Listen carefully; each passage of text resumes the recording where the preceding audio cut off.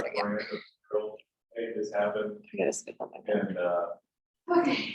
yeah, why don't you read the instructions? Favorite, I'll let you spot. Do you need help signing in?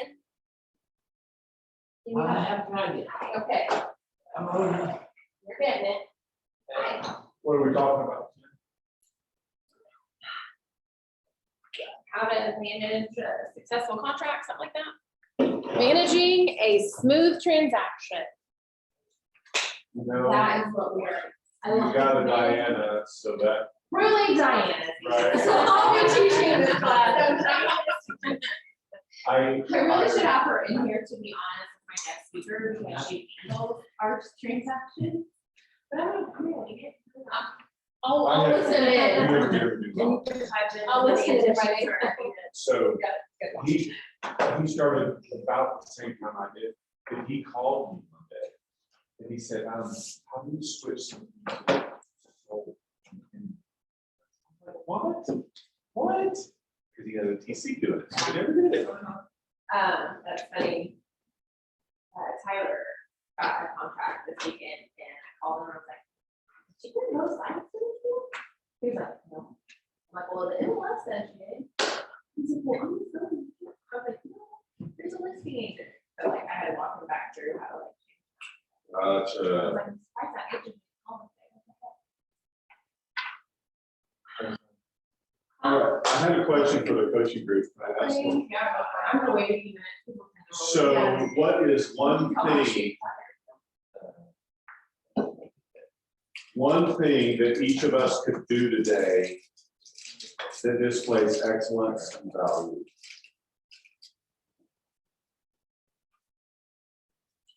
One thing. Help anybody do something. Mine was be intentional. That's a good one. Oh, And great. whenever I set to do a task and I have my blocking done, that I think about why I'm doing it and what the outcome needs to be before I start on that task. So that's how I'm going. That was my 2020. Be intentional in 2020. The whiskey is round. You're not gonna be in the class? Man, I could probably use it though. They don't like that. Oh, you don't like them. Is yours?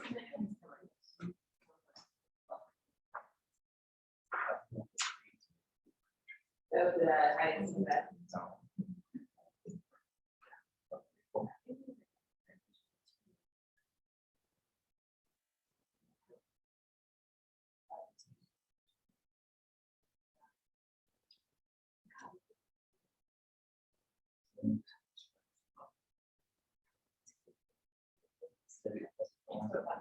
Right. That's what, yeah.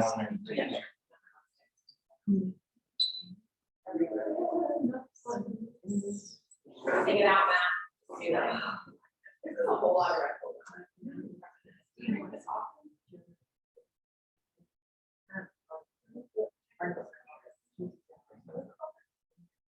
It's so much, like, even in the days when I was like, I didn't even know the name of this. The regular sentence was just like Sorry, I'm gonna go like 1 or 2 more minutes. And then I want to start over. How's everything else going? Y'all been busy this weekend. Lots and those calls and contract reviews, and that's great. I think I reviewed 6 or 7 offers. Awesome. And Colton and the ambulance was on. Everyone got meeting. Hi. Are we doing boot camp today or not? Yes, she is. I'm usually on Mondays, but because I'm at my inspector's mercy, I have an inspection 15. And so Nicole will teach today. But usually I'll teach every time. I'm just waiting a few minutes. I just think this clock's super right. Look at all these people online today. You can see.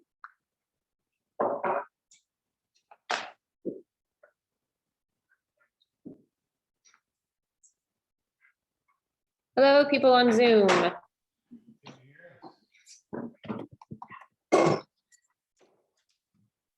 Tyler, I was just talking about you.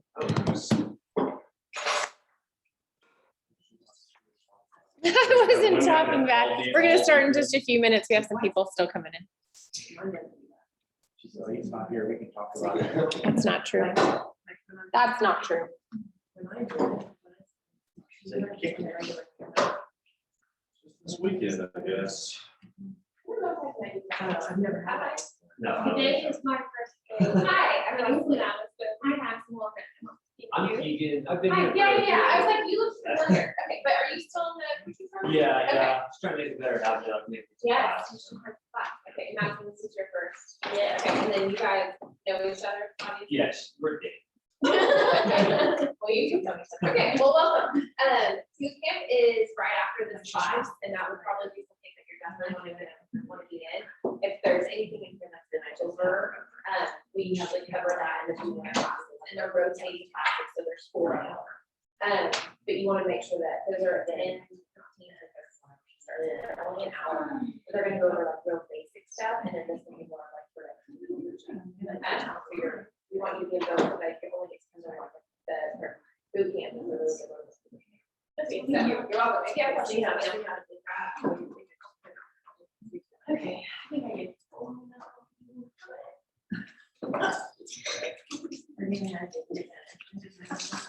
Good.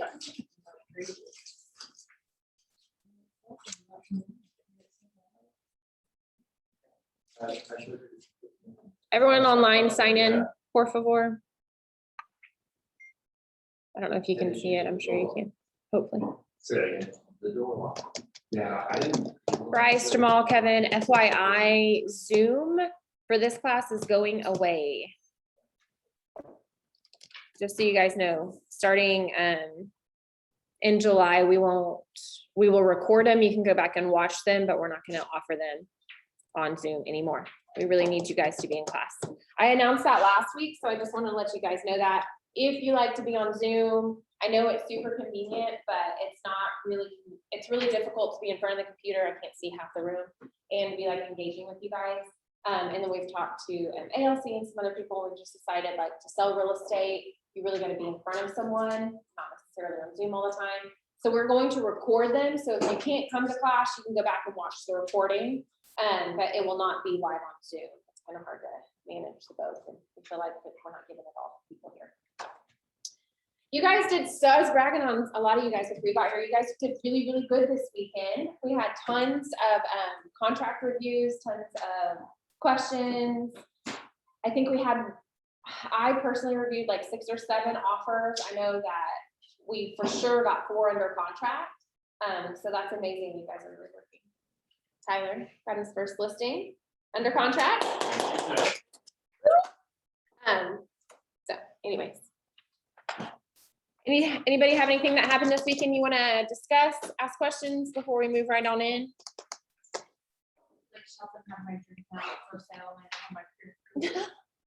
Oh, are you for real? Yeah. Oh. Like our first one, we loved it, but I was like, you never got pre-approval. So you didn't get to even make an offer? No, Oh, it's a bummer. we weren't really prepared. I was like, oh my gosh, I love this stuff. Joey is not in here, but he put an offer on a personal house and it got accepted. So he's super pumped about it. He called and he's like, there's no way I'm ever gonna get this offer. And I'm like, well, maybe. And that was an interesting deal. The other agent, I guess, got permission from the seller and was telling him the offer's on the table. So like, I don't know how ethical that is. So I was like, because I asked him, he was like, well, the next one's at this price. And then I was like, Joey, how do you know this? It's like, well, the realtor told me. I was like, I thought about doing that before the seller gives permission. so I don't know where that really falls. Every seller knows. Yeah, I Every mean, buyer knows. maybe that would be okay. I need to double check with, but he did, I mean, I knew the agent, she's a good agent. She's not with KW, but I know her. So anyways, he's like, no way, my offer's way less than the others, but he ended up getting it. He was creative with the offer and offered quite a bit of selling closing cost, which got him the deal rather than an appraisal gap. Anyways, that was exciting. I don't think Joey's on, but yay for Joey if you listen to this. Okay, everyone sign in here. Can I take this off? Hopefully. Yes.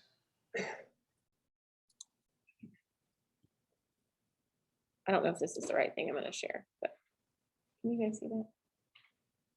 I think they can see that online too. We're not gonna talk about this right now. But we'll talk about it in a minute.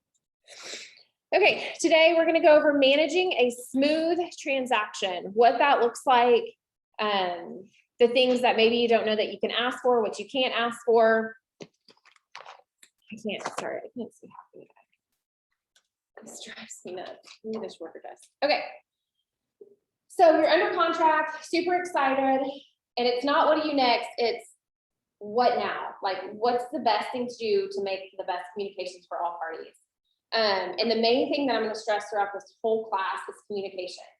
Don't assume people are talking. Don't assume they read your email. If you don't have an answer, call and get it. I've said this before, and I'm going to reiterate it here. The best thing to do when you have a new client under contract, if it's a husband and wife, even if you're only dealing with the wife, or only if you're dealing with the husband, or they're dating, but both of them are in the process, put them in a group message. Did I do something there? No, I was just gonna lower this for you. I didn't know that was a thing. She's the best, guys. Well, it's not now. It's probably the lowest it'll go.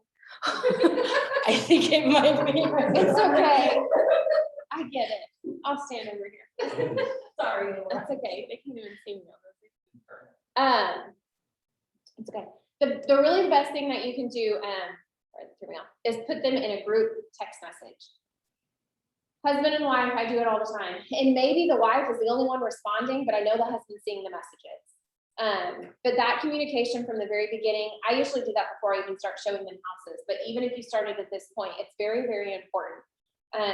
Joey lost a deal because the boyfriend was upset that the girl was talking to Joey so much. And Joey's like, I'm good. Like, I don't. But I mean, we don't want any animosity going into a transaction. You never want, same thing, you never want the wife mad that you're texting the husband all the details, even if it's about the house. So the best thing to do, and I do this even before I get under contract, but this is just a reiteration. Always put them in a group message. No one's feelings are hurt. Everyone's on the same page. You're not talking to one more than the other, and everyone can see what's out there. Unless, if someone comes to you and says, remove me from this, I don't want to be involved, just talk to my wife or just talk to my husband, that's one thing, but I'd always make the effort to make sure that everyone's on the same page. So I'm going to say that probably multiple times because I think that's really important. And if you can learn from things that I did early on that really made people, I had someone before be like, I'm texting my husband so much. He's like 60, I should. Anyways, anyway, it just, I do it, it's a practice I do, and it's a practice I teach now. So, okay, we're under contract. Group text message. The next thing we're gonna do is send out a new file email. I don't care if you have the listing or if you have the buyer, you need to send out a new file email. And I don't care if another agent already sent it to you first. So if you're the listing and the buyer's agent sends out one, you also send out one because you want everyone to have your information, and sometimes there's things missed on that other agent. So when I say you do it unless your transaction coordination is doing it. So this is an email Diana sends out with every new file we have. And so the new file is just going to be like, we're like right under contract. This is a day or two after. Listed below is the information for this address. This one, she just sent this one out for me. It gives the closing date. Then it tells everybody who to contact everybody. So Diana is my transaction coordinator, director of operations. She has in bright yellow, I will be managing this file. So if you have someone that's doing any of this for you, this is what they're going to say. You're going to be copied on the email, but it's going to say, I'm going to be managing this file for Leroy McCain. So yes, contact me. What this means is CC me on everything. Please let me know if there's any additional contacts, and I need to be CC'd during this course. So if you miss something, your transaction coordination's not. But regardless, if you're managing it, then you have everybody's information. You're going to put the buying side, who that is. If that's you, that goes there. It needs to have your name, your email, and your phone number.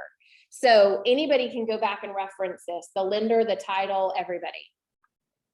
If you have a transaction coordinator, who is that? The listing agent.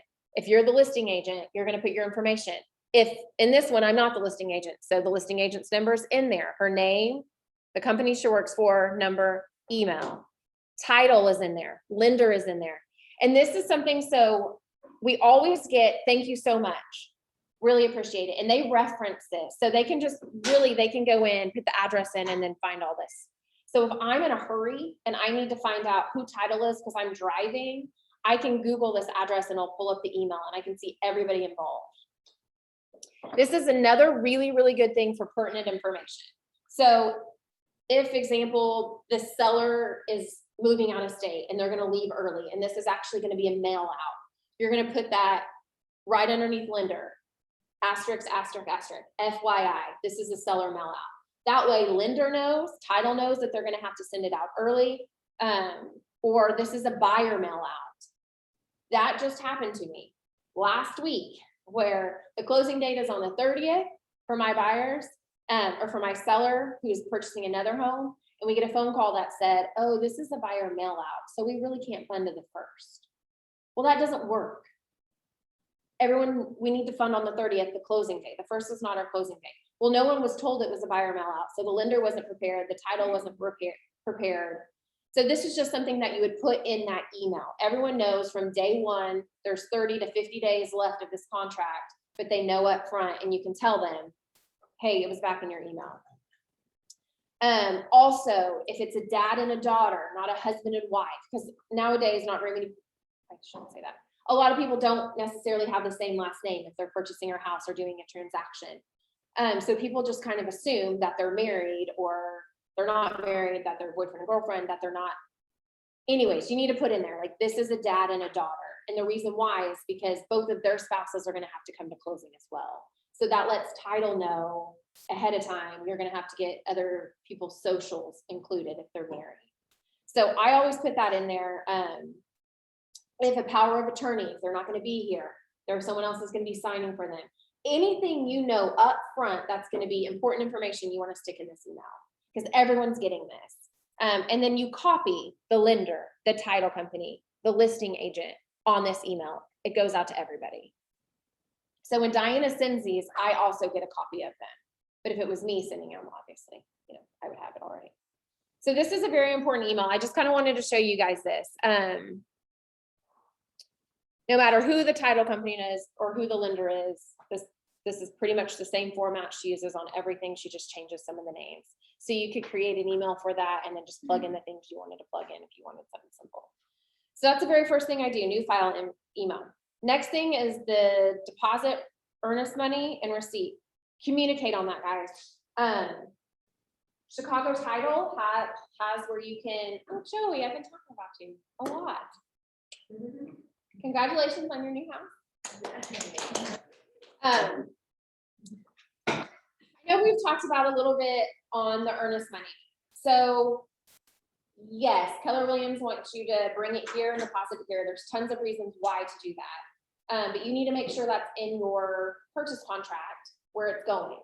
If you're taking it to a title company, you're having your buyers take it to a title company, or you're doing, Chicago Title does remote deposit, which is amazing. So you don't ever touch the check. They take a picture of the check and it's there if you use Chicago. That's a great, great tool.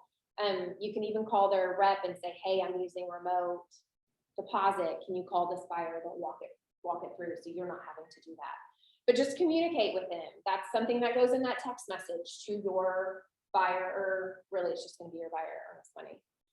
Hey, I need this amount of money deposited to this title company to this address at this time. That's only if you have not got the earnest money ahead of time. So I don't really know what they teach you guys, but in like the class world, I don't want people's earnest money. So I'm not gonna, in the olden days, we'd have to take a picture of a check, and we just don't really do that anymore. I don't want your earnest money. You can take it to the title company yourself, or you can remote delivery it on the app, because I don't want to be responsible for that money. They probably tell you to collect it up front, Is that what they're telling you guys to do? To like get the check? I've been sending a picture of the check with offer. Okay, so you actually have a check? Or you're having them text you I'm a having them picture? text me the picture. and Okay. sending with offers. I know that actually will win. If we win, like, hey, give me a. That's the problem, is because you end up with, we're writing so many offers, you may end up with multiple checks, because I always have the address written on the memo. I don't want to just a normal check. So, I don't collect the checks when I have the offer. I mean, I just have them take it to the title company or have them deposit it. Or if I need to have Diana, she'll coordinate it. But I would be really careful about collecting people's checks, and then when something happens that they don't get the offer, that you still have a check. Like, it's just kind of an extra step. So just be mindful on how you're doing that. I would just have them deposit it once it's accepted. Does that make sense? It used to be the listing agent had the furniture you gave them listing company. Yeah. I don't think I don't think that's just another step for the other agent that they probably don't want to do. Something that is important I want to touch base on is we have a buyer that's super flaky, just gonna be honest. She has backed out of 3 different contracts. So now we've made like a team decision that we just told her, any offer she makes from this point forward, her earnest money is non-refundable unless it's for financing issues. We have that written into an addendum with her. I'm trying to figure that out, but just be mindful of people that are doing that, and let's try to get some more skin in the game. This was just extra, not to a smooth contract. So it's non-refundable, you're writing that into the contract, like. Not the contract that it's a buyer broker agreement between us and her. Okay, so you guys keep the money. Yeah, well, that's smart. Yeah, no, I've had a lady, or a couple of ladies, first time it was him, second, I mean, literally sending 2 winning offers. Our contracts for buyers in Oklahoma are so buyer friendly that it just lets them back out and write offers or kind of get reckless with it. And not, I mean, if you explain it correctly, but some people really, really take advantage of that, which just takes advantage of our time. And so I said, if anyone's gonna work with this person anymore, that has to be implemented, or she can go with someone else. Would it be better just to pass those people up and just We- get a referral fee? No, No referral. because, I mean, they're not gonna be loyal to maybe someone else on that. And how, you're gonna say, I'm gonna pass you this client, because I wasted 1.5 years with her, but you paid me that 25, like, Well, I you don't wanna do that to your It friend. could be like, I mean, you could send it to somebody you don't like. I'm not saying that, like, maybe, maybe, like, if you had my clients, you might have got them to submit both of those offers and win both those offers. So Yeah. I'm not, you know what I mean? Yeah, I'm not doing the right things, I'm doing something wrong, but them pulling out, literally, I'm hitting send, and I've got basically the Yeah. other side agreeing that, yes, you win. and then you have to go back and say, just kidding. They changed mine, yeah. So anyways, earnest money is interesting. We can always talk about that situation to situation. I just don't want you guys wasting a whole lot of time. That was kind of a side track, but, okay, earnest money. Next thing is schedule inspections ASAP. Inspectors are super backed up right now. Like, I used to be able to say, I need this day and time, and they said, great. Now it's like, what do you have available? And then I have to move my schedule to fit it. Schedule them ASAP, input them in showing time. So do you guys know that you can schedule inspections through showing time? Okay, so I got the request, once they did the inspection, they sent me a confirmation, but I didn't. yes, so you can. So I'll just pop in here and show you real quick.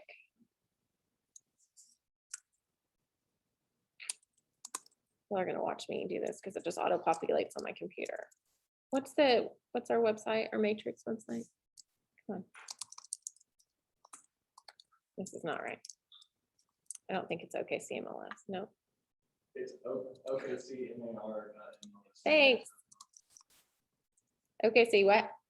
NAR. MLS matrix. No, yeah.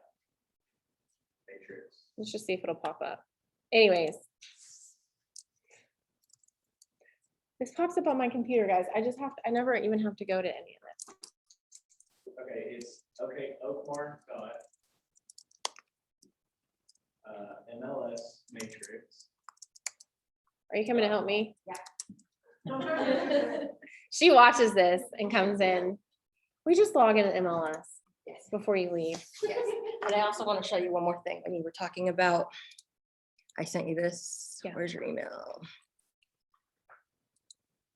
So this is another, you can talk about this while I'm pulling up the MLS details.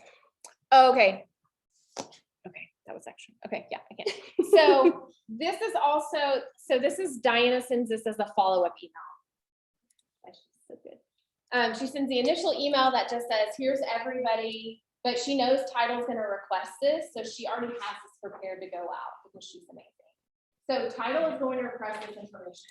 Buyers, if they're married, they're gonna ask that so they can find a different social. They're gonna ask for the commission. They're gonna ask if there is a transaction fee. The DA, she lets them know they will be coming, and then anything else for repairs invoices. So Diana actually sends out 2 emails. The reason I do that is I don't necessarily want everybody to have the sellers or the buyers' information in that. In the initial one. So she sends out 2, so the listing agent stuff doesn't have all, or the vice versa, doesn't have all the information for your client.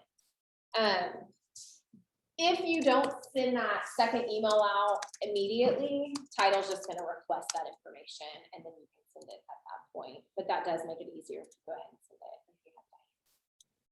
Thank you. This isn't where I log in usually, where, No, see, it's hard to see. Trying to make it feel better, she can't find it in the log either. Okay, well, she's pulling that up. So I'm gonna show you guys how you can input the showings into showing time. What's really important about that, once again, communication.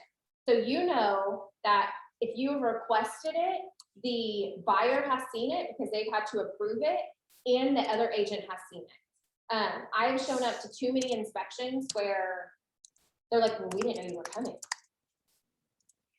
Well, I told your agent, I texted your agent, here's the confirmation. So it just kind of takes that away. If you can put them in showing time, and then as a listing agent, I still, if someone calls me and said, I've scheduled inspections for your listing at this day and time, you actually can go and input that so your seller can confirm it. So once again, everyone sees it. So either way, it's a really, really good tool to use for inspections. Now inspectors cannot go in and do it.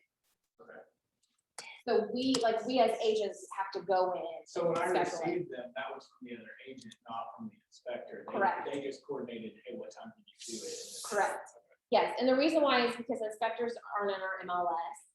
But that's the same thing with appraisers. A lot of appraisers have access to our MLS and they'll use showing time to schedule the appraisal. And so you guys will see it, it'll say, it'll be labeled appraisal requested. So those to your clients will know. But showing time's a really good tool. So I'm just gonna show you this real quick. What's something I can use? That check deposit, is that on? CTO? Yes. No, so if you're gonna use the remote delivery for your earnest money, on that initial email you send out, that's gonna be information that you're gonna wanna add. Hey, my buyers are gonna use remote delivery, please send in the link. Because Title sends them a different link. You cannot do that. You're not really involved. The agent will not be involved. They send it directly to your client. And then they help them from there.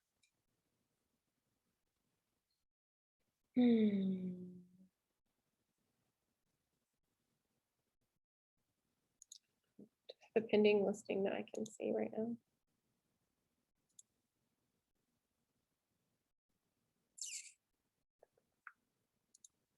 Okay, so this is gonna pop up. So just like you would go to schedule a showing on a property, you're gonna click the little thing to schedule it, and then this is gonna pop up, and it's gonna say, hey, this property's pending, just so you know, you can't schedule a showing.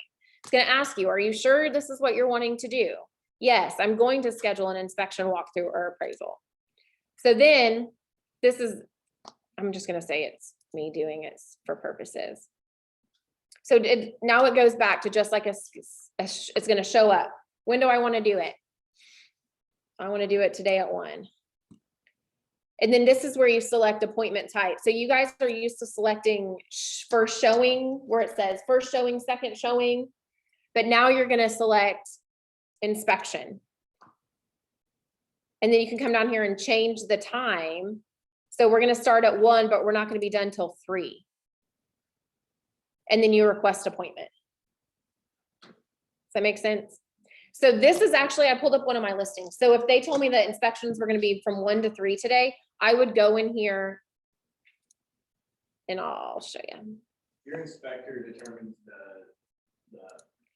timeframe. It's not like a universal, like, oh, these inspections usually. Inspections usually take, it depends on who you use. My inspectors take an hour and a half. So I usually schedule 2 hours, just to make sure someone's gone for the whole time. But since this is my listing, I would go in and I would search for the agent in here. So if it was like, Joey, if you were the buyer's agent, then I would put your name in here. And that way this also goes to you too, if you didn't put it in yourself. Does that make sense? Yeah. How to schedule using time? Okay.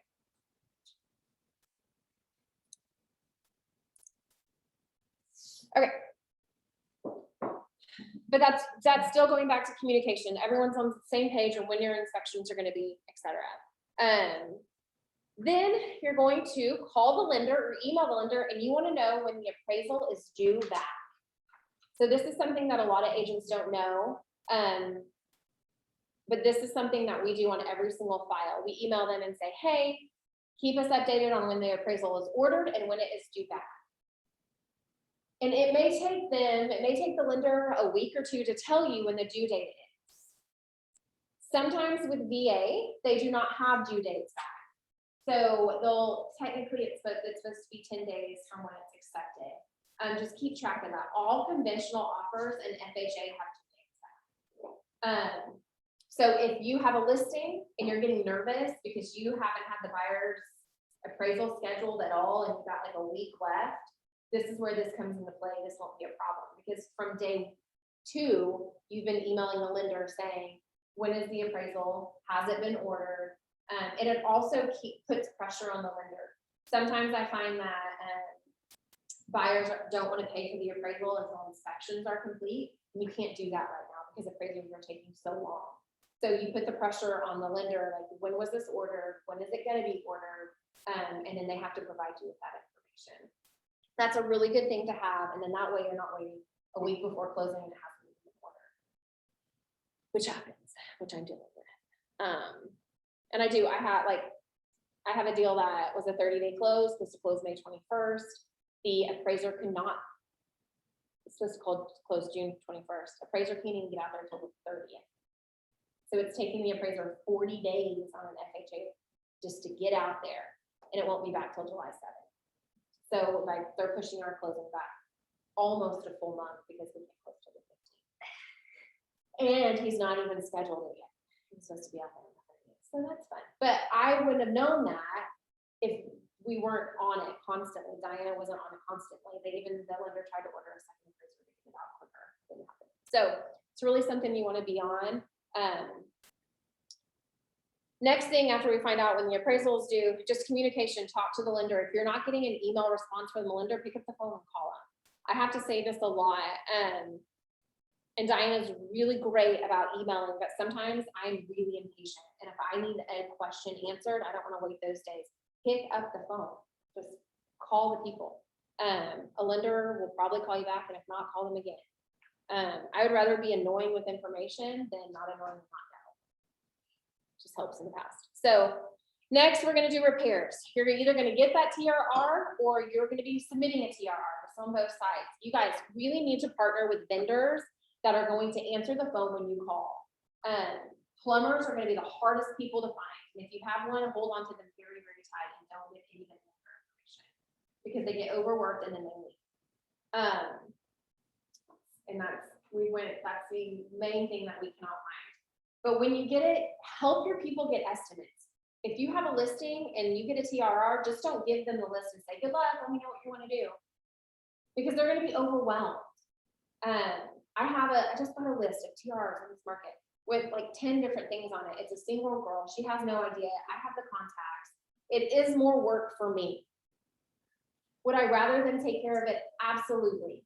But I create value in myself when I say, here's the list, let's get estimates. I'll have my people out there next week to help you out, and I coordinate it with her, and I start calling my people. And this is the first time that I've used the seller's warranty that we talked about last week. So I'm hoping that makes this process way, way, way easier for me, because the seller's warranty was free, technically. And it's not costing my seller anything. And all the electrical stuff should only cost us $85, and all the plumbing stuff should only cost us $85 for this. I will keep you guys updated, and I think it's worth something that you guys should continue to look at, because it's free. But we just submitted those repairs today. But regardless, I have a great electrician that I can just send a TRR to and say, what are we looking at for this? I'm really looking for a ballpark. Same thing with a plumber. We struggle with plumbers, or a general contractor, or a handyman. You want to help get these estimates if they want your help. It just creates value in you.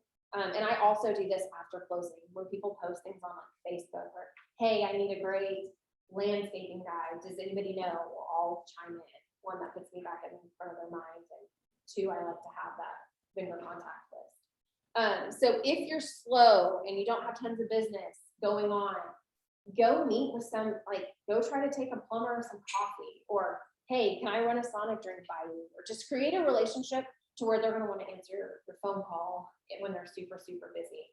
I have a roofing company that when all the hailstorms and stuff went through, he called me first and said, do you need me to take care of everything for you before I start answering the rest of the phones? And I send him probably 15 to 20 roofs a year because of it. And so he took care of, luckily we didn't have any major things that needed to be taken care of, but before, he would go to my clients' houses first and tarp them and get them ready before he really manages other people, because I built that relationship, which created value. So that's just something on the repairs. When you get that, help them. Don't just give it to them. Also, this is talking to myself, keep your emotions out of it.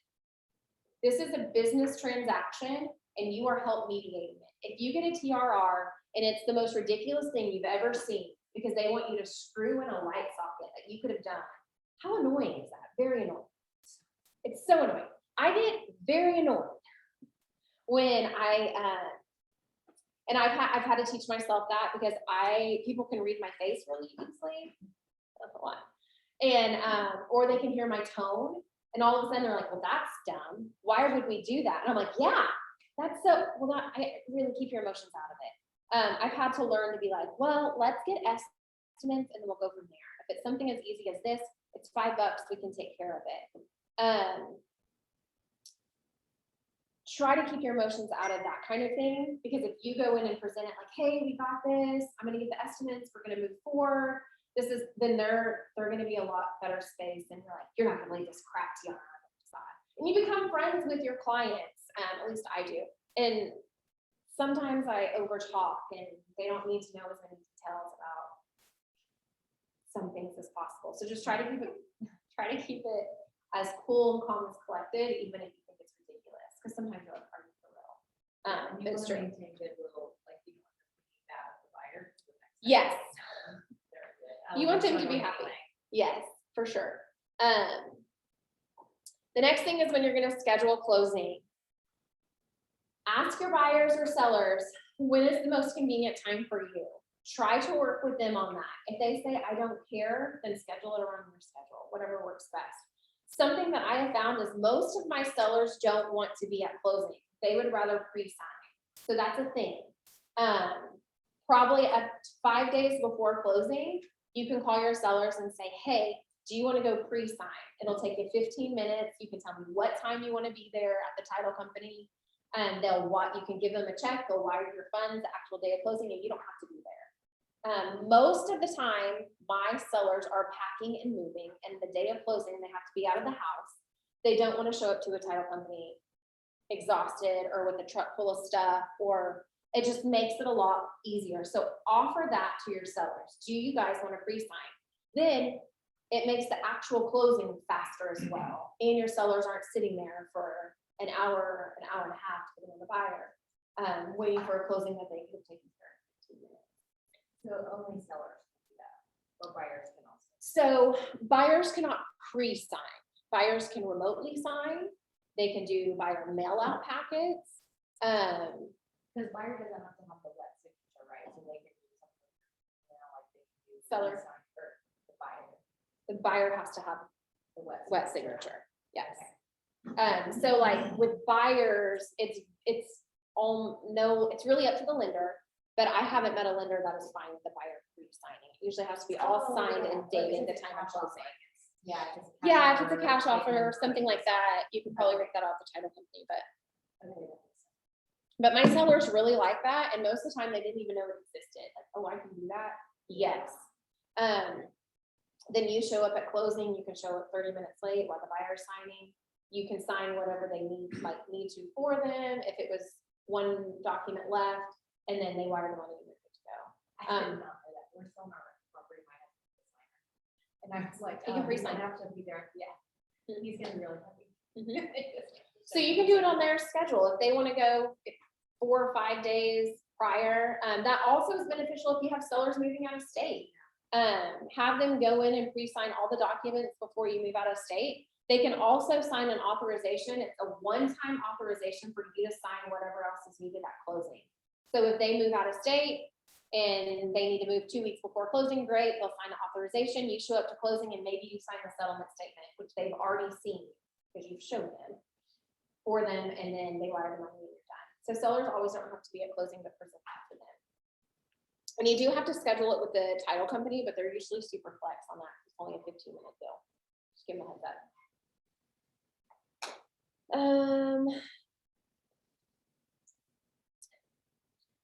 Check on title work. We assume everyone's going to do their job. We assume everyone's going to hit the close date because in that initial email, we told them we're closing this day. Guys, we need to be on it. Title is taking a really long time. Diana has been having to call abstracting companies and say, hey, why is this not in our title? Why does title not have this yet? Oh, well, it's been sitting here for 3 days. I don't know. I mean, they're just so backlogged that if you're not on top of them, like it could delay your closing for buyers or sellers. Just know if you are in a rural county, small county.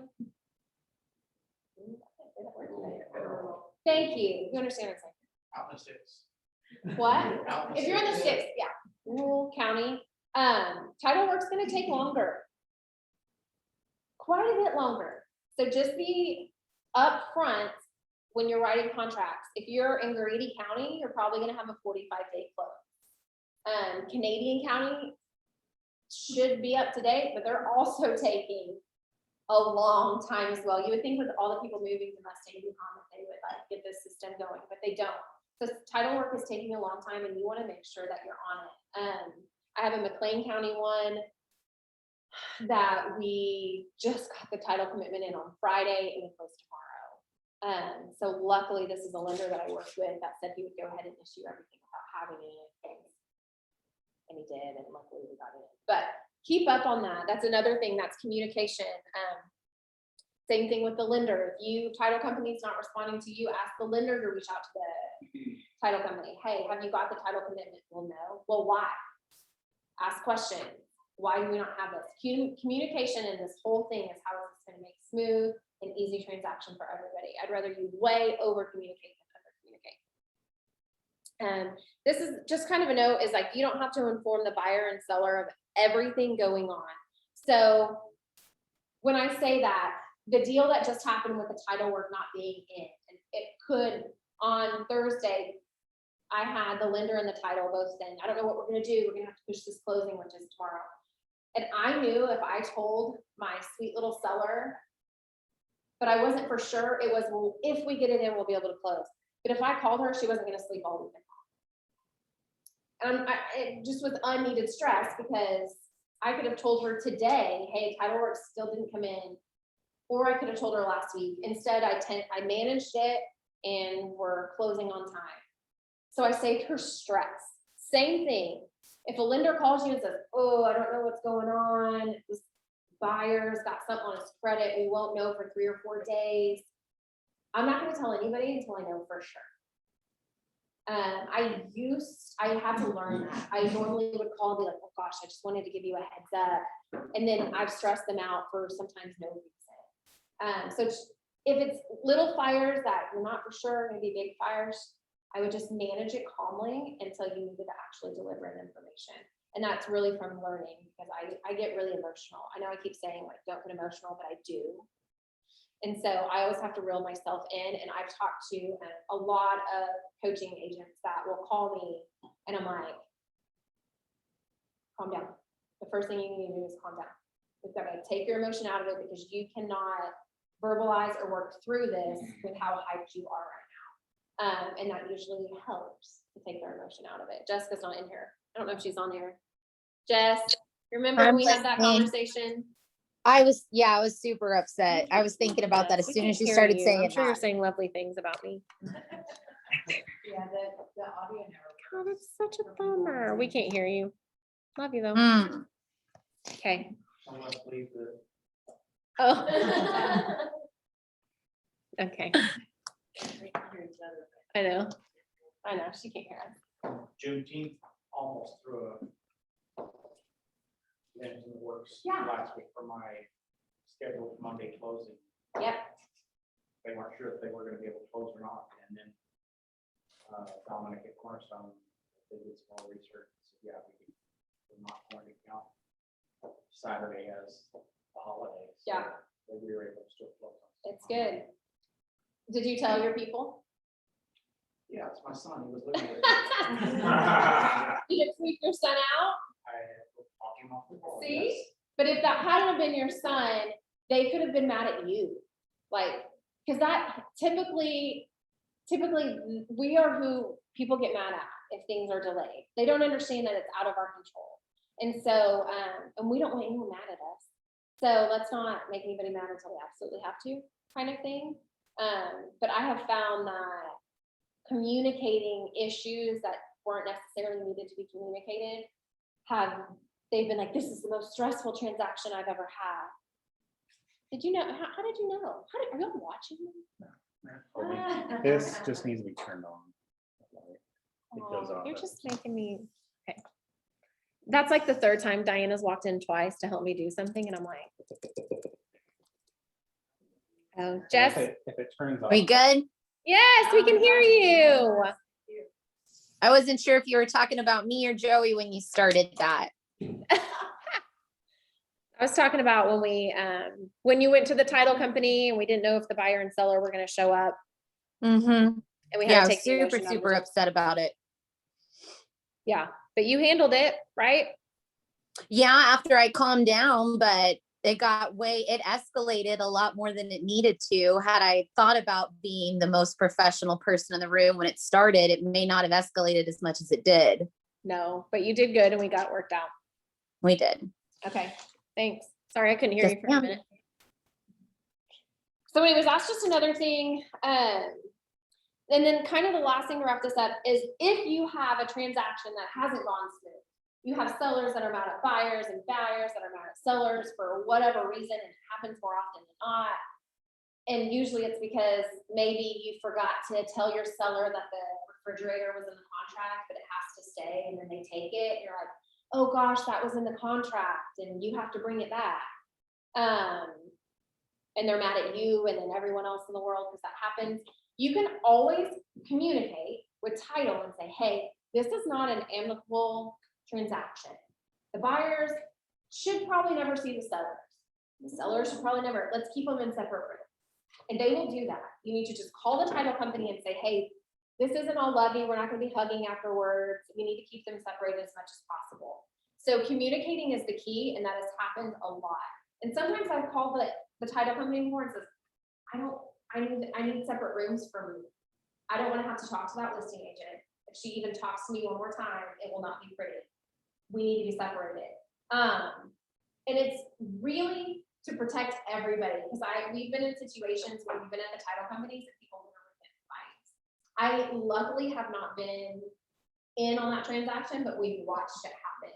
Things happen, guys. This is very, very high emotional. When someone's property that they lived in and loved comes in 20 grand under appraised value, but they have to sell, they're mad that they're selling. And when the buyer won't bring up half the difference, they're mad.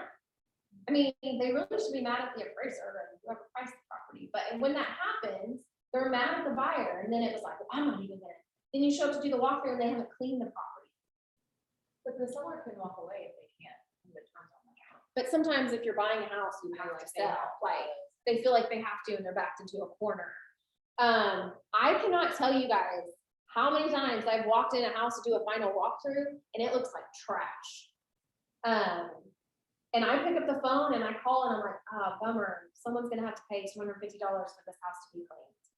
So I'm the bad guy, and really the listing agent should have told them it should have been clean from the beginning. But we walked in the closing where they're paying us $500 for every single hole that they left in the wall because there was $1 million in the house. Or they tried to patch and paint it and it doesn't match. So I've called title company before, I'm like, we're gonna need separate rooms, because they really don't like it right now. And that's fine, I'm fine if they don't like me, as long as we close. Like if someone else's seller doesn't like me because I'm getting a better deal for my buyer because they left every hole in the wall, I don't care. But I don't want to see you, so let's separate each other. But that goes back to communicate. So just communicate with title company if anything like that's going on. It really will help. That's really it. That's all I got for smooth transactions. The main thing is just communicate and overall well. But Well, back on earnest money. If we, like in with my son's deal, they made the check, Keller Williams, Okay. held it here. okay, I assume it's my responsibility or the agent's responsibility to come by, make arrangements, pick that up the day of closing. take it to the title company. Is it their same check or is Keller Williams cutting another I check? think it's their same check. I don't do that very often, so I don't know, but I think it is. I don't either, but think ABW puts it in our escrow account. I don't think so. I think you just have to, do they? They may do that. So they may, so just, have you ever done that? Yeah. Do they cut you back a check? I'm trying to remember, I think that it was cut back, a check cut back. Addressed to the balance. I mean, it worked out. I mean, Yeah, I didn't realize I was supposed to come by here and pick up the check. I thought it was just taken care of magically. mm-mm, it's not. So that's kind of another reason for convenience, why I usually use the title company. But once again, if there's ever a dispute over earnest money, KW is gonna be the best person to hold it because they're gonna, I think they they're told gonna us cite it right. request 2 to 3 days prior to closing. Request your-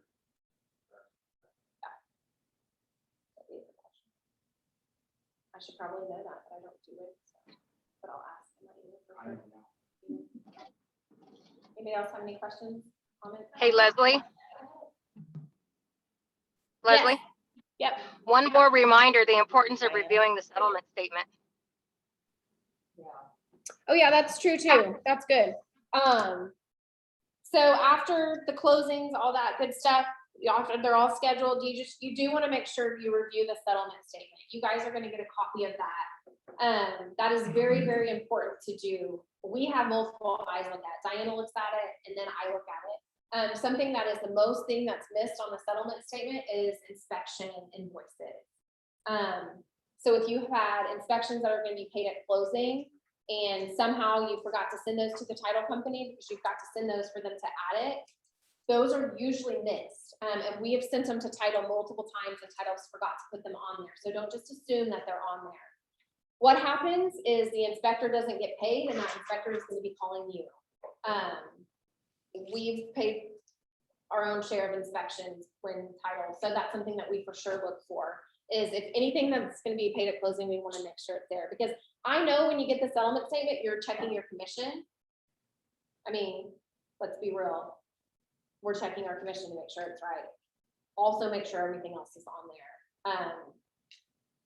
Same thing, if you've done a reduced, if like you've done a listing for 5.5%, you want to make sure it's listed at 5.5% and that yours is the 2.5, because sometimes it'll be 6 because title just automatically puts it in at 6. You get there and then you have a seller like that thinks that you're trying to steal 0.5% from them because the title company made a mistake. They even do that when they get the DA. So really pay attention to the settlement statement. That'll be, we're going to do a settlement statement class. That'll be a whole other class. But thanks, Diana. That's also good. You want to make sure you review those. Lauren, go ahead.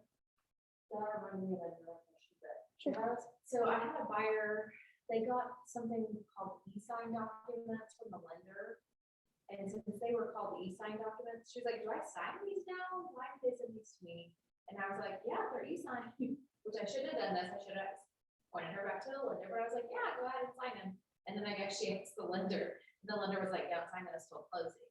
But I'm like, why would they send those that say e-sign if she just has to sign them at click? Is that a thing? I should have just pointed her to the lender, but I was like. I have no idea. Like if I got an e-sign document and no one called me and said, don't sign these, I would be signing them. I didn't look at the documents, but she was like, I got e-sign documents from the lender, and I was like, sign whatever. Yeah, I would always direct back to the lender on something like that, because Yeah. honestly, I probably would have signed that too. I should have just, yeah, I should have just said.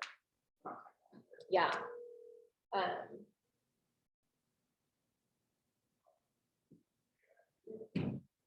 I was like, am I reading? Oh my gosh. I have all these people, I have sellers pre-signing right now, they're calling me over and over. Okay. Anything else? I have a question on a specific question. So I know this thing that TRR got, in the TRR, they said that seller is to investigate and install piers as necessary. But, so I was there at the inspection, and the inspector said, you should call somebody to look, there's a slight crack, it could be settling. And I was at the inspection incident, he told the other agent, probably want to have someone come in and look at that, waited. So instead, on the inspection report, it says, you know, get another opinion, and then in there, they're like, get an opinion and install here. That was done. Yeah. Because I was Honestly, they should have had Triton Foundation or a leveling company come out and give an estimate, and then they should have said these things to be done. yeah, so they didn't say, I mean, so my seller was like, aren't they supposed to, like, it's not our job to go out and find someone to come out. But, you know, they did a 15-day window, but sending this in the TRR back in 8 days. And they had time to get somebody, I'll put the agents on vacation. Seller. So that early, but. To be honest, it is not your job. It's not your seller's job.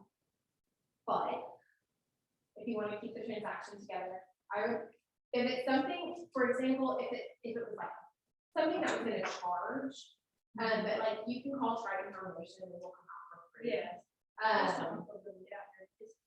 Now, we only have 7 days. If that's the case though, then I would call the other agent, say, here's the deal, I know you want us to schedule and do this, but we can't get someone out there until this day, are you good with it? And get it in writing, and if she says yes, then you can continue after that. Because they were like, It doesn't. And the only reason I suggest Triton is because I feel that other companies should probably get out to a lot faster, but Triton will be the most honest. And they will tell, like, my personal opinion is Triton has told me more often than not that I don't need to come out. Yeah. Chances in ours, and they had a giant window and didn't use it. So yeah, we have a tiny window. You may just put it in writing, I think if it's that till this time, are y'all good with that? And if you haven't already, if you don't want to put it in, then, buyer and seller agree that we have 12 days, to negotiate repairs. Yeah, see, that's one of those things that I would have been like, can you believe these people? They should have just got their house. Well, That's so annoying. Like, that's what I would have done. And this is their job. I did Instead that of, at my house. well, that was your My best spouse is like, I option. don't really get Because that was with my initial gut reaction, is like, how lazy are you? Yeah. You know, so I have to reel it in and be like, okay, well, if you call Triton, you know. So what happens if, let's say, you can't get the foundation inspector out there until after your inspection period, and the seller says, no, I don't want to extend. I mean, yeah. Something that we don't. You could just cross it off and just say, we don't have time, we don't have time, I mean, you could just go back to the negotiation. Yeah. But I was just like. If this. Yeah, that Attorney has this to be year, real. but his assistant told him he and his family got it down for 12 days. And so I didn't think. You told them out and you're out of town. I will meet the foundation down before you, because I know your sister. Hold that slip, you're not gonna be here, Yeah, so. that's just the, Like. it's annoying, but you just may have to. Yeah. So, So in this scenario, they did not, you didn't, things scheduled, and then the, like, negotiation period passed, you don't have the obligation, like the seller doesn't have the obligation to actually do that, right? No, it's on the TRR. so They actually wrote it. I mean, if they're gonna But what's written on there is to. investigate, Investigate. right, I mean, does it depends on how, I mean, if it says investigate, you could be like, yeah, that's not what investigate, but I mean, if it says by like a foundation company, it doesn't just say seller to install piers as necessary in the garage based on movement observed by the inspector. Which the inspector report says consulting foundation company. yeah. I mean, it's gray. The buyer's agent did not do a very good job of writing this TRR. So my seller's like. We had one person that said no repairs, but seller read it and was like. Well, I mean, you could call the assistant back and be like, hey, this is too gray for me. I need you to have a company come out and give me an estimate of what you're needing. I mean, you can call and say that. Or put it in writing and put it back on them. That's you. You can handle it. Honestly, I would rather have Frank come out than just call anybody and when Jack comes out, all of a sudden you need 27 years. We did this before. I was sure, I know. Yes, I would. And I thought, I want to make You sure, handled it I better than I probably. just want to make sure I tell the seller the best avenue. Sure. You know what I mean, before. I would just say that we can negotiate the 7 days if we need to get it. Or honestly, you really could go back, this is too great for me. So. Yeah. But it's up to you. I got a TRR that had every single thing on the inspection report requested, and I just,